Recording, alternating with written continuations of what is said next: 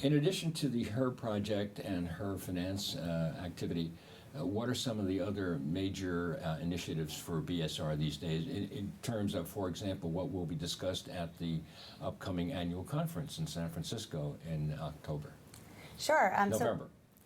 So BSR works on a variety of issues related to environmental, social, and governance performance. And so we work with companies either one-to-one on what their sustainability strategy should be, how they would implement new programs in their supply chain, all the way through how they might address particular issues. So human rights, for example, has been a big topic and a big focus for us, or ecosystem services and the concept of natural capital has been a big topic. And so I think at our conference, as well as throughout the year, we'll be talking about ways to work individually with companies and how companies can improve their own performance and be more innovative in terms of how they address these issues, as well as opportunities for collaboration. And we fundamentally believe that collaboration is a critical part to solving some of these global sustainability challenges. These are not issues that individual companies can solve on their own, and so BSR will be looking to continue to invest in collaborations either within single industries or across industries in order to address systemic change. And we run a number of collaborations now,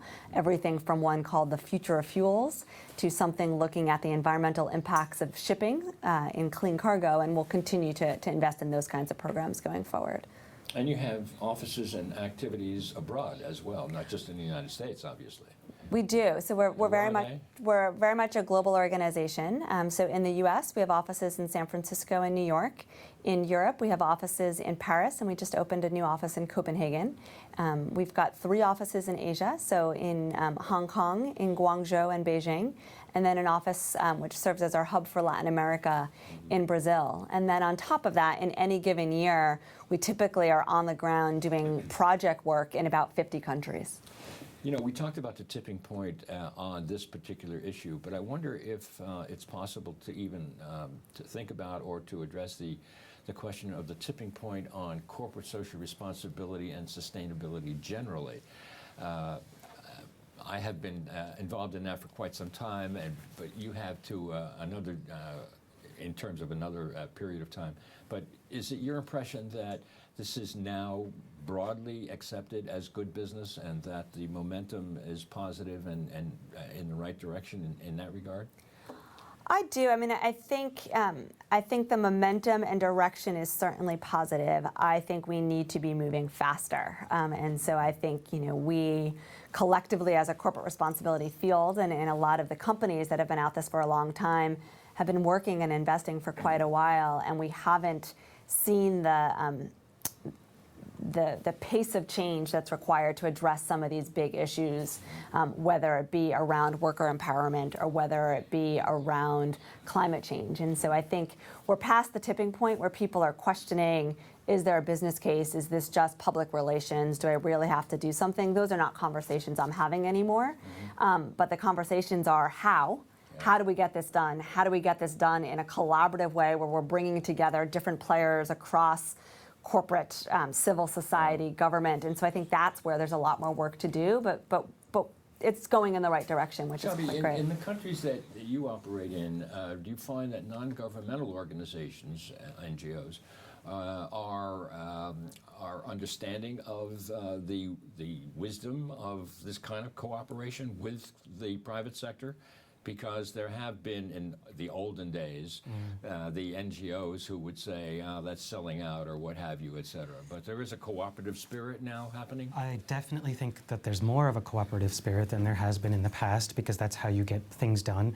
And so increasingly we're seeing that NGOs want to engage with companies to achieve their objectives, as opposed to being combative with companies, because engagement is really the only way to make progress.